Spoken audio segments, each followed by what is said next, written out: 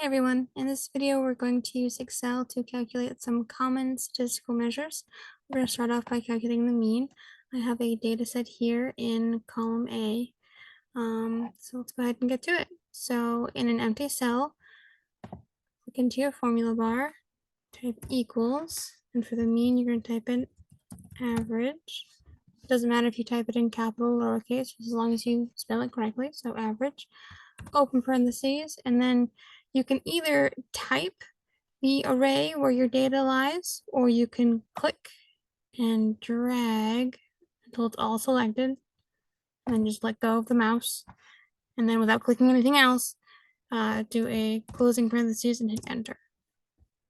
And there is your mean. Median, click in your whatever cell you want. Now I've labeled all these mean, median, mode. You don't have to do that. As long as you know what you're looking for, you should be good.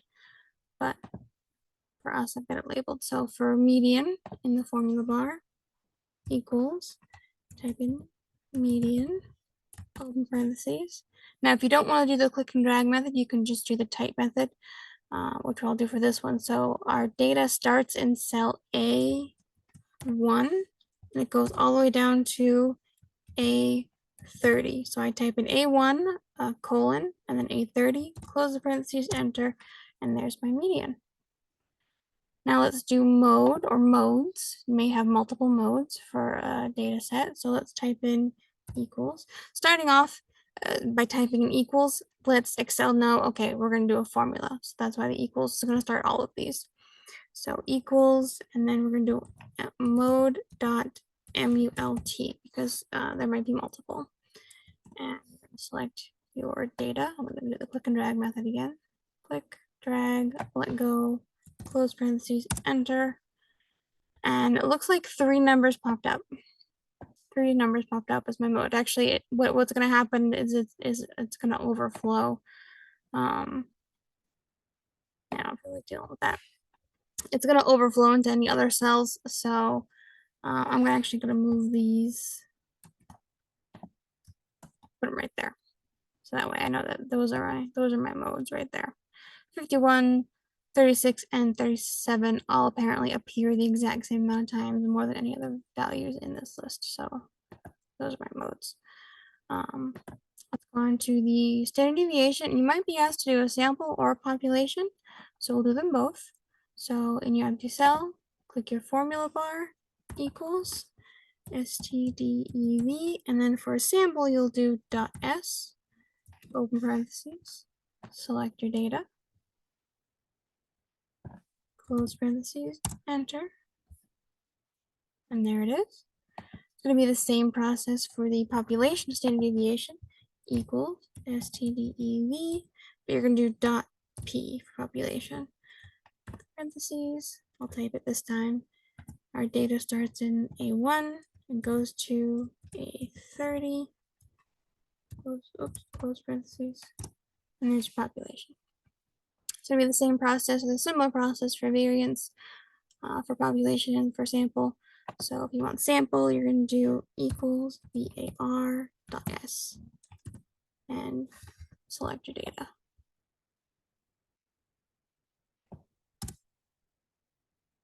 And then if you want population, equals VAR.P.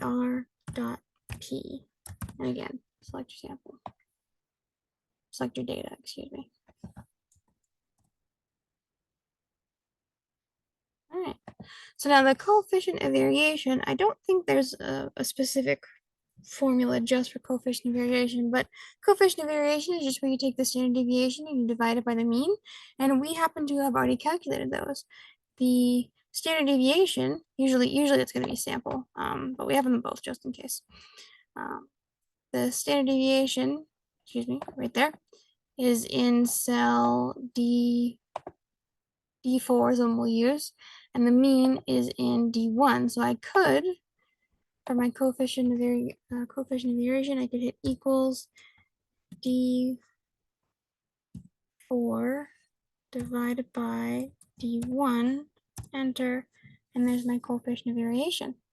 Sometimes you will be required to type it as a percent instead of just as its decimal version. So you could just do times 100 to get it into its percent version right there. But just in case you didn't already have the mean and the standard deviation calculated, you can combine formulas in Excel. So I'm going to do that here. Let's say I didn't have the mean standard deviation, and I need to calculate the coefficient of variation. So I'm going to do equals STDEV. Let's say it's still a sample. I'm going to select where my data is, say 1 to 30, and I'm going to divide that by average 130. And you may notice I'm going back and forth between capital and lowercase. It doesn't matter what you do as long as you have the correct values in there, capital, uppercase, lowercase, what doesn't really matter. But there it is. You can combine multiple formulas in Excel. If I wanted to, I could tack on the end there times 100. Excel is going to follow the order operations. We'll talk a little bit more about that, I think, when we get down to mid-range. But for now, let's move on to finding quartile 1. So equals quartile. And they do give you 3 different options here. This is quartile exclusive, inclusive, and this is just the original quartile one. I'm going to do the inclusive one. I'm not going to, I don't think there are any circumstances where you want the exclusive one. So either just regular quartile or quartile.inc. And I'm going to open my parentheses, and it's going to ask me to select the data. But before I close the parentheses, I have to do a comma and indicate which quartile I want. I want quartile 1, so comma 1. Then I can close parentheses, hit enter, and that would be quartile 1 right there. And I'm going to do the same thing for quartile 3. Equals quartile.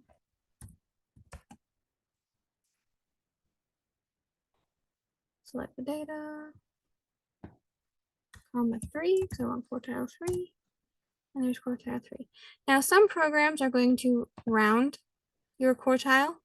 I think some online calculators would round this to 63. Just keep an eye on what the problem, your homework question or your exam question is asking you to do. If it wants you to round, then do what they say, and if not, here it is. Let's move on to IQR. So the interquartile range, that's Q3 minus Q1. So you could do what we have here. We have Q3 is in cell D10. So I could do equals D10 minus D9. See, it's got Q3 and Q1 highlighted. I could just do that. Or I could combine formulas again. If I didn't have Q3 and Q1 already calculated, to be honest, you probably would. You probably wouldn't have to do the combining of the formulas, but what the heck, I've already said it, so we're going to do it. So you could do quartile, the array, which is A1, A1 to A30, and then it's quartile 3 that has to come first, minus quartile A1, A30, it's quartile 1. So either way, whether you select the 2 cells you have, or you can just grab a calculator, you could have just done 62.75 minus 37. However you decide to do it, that's 3 different ways. One way or the other, you're going to get your IQR. And again, some programs would round this to 23. Just keep an eye on whatever your instructions tell you to do. So let's move on to finding the range. So the range in a data set is just going to be the largest number minus the smallest number. So I can go ahead and do equals, and I can do max, which will get me the biggest number. Select my data set. Oops, it looks like I clicked out. What did I do? Did I forget my parentheses? Never forget the parentheses. Okay, so there's the maximum, and I need to subtract the minimum, which is just MIN, and select the data set again, and then close parentheses. So that would be the range. And then let's go ahead and find outliers. This is going to be interesting. So outliers can be found using the IQR and Q1 and Q3. So let's do the upper ones first. So I'm going to do equals, and I'm going to take my my IQR, which I already have calculated here, is 25.75. And I already have Q3, 62.75. Again, I haven't done any rounding. I've just used exactly what Excel provided me. If you need to round, make sure you do it. So let's do any outliers that are anything that's above the quartile 3. So let's say Q3 is in D10, and I need to add 1.5 times the IQR, which is in D11.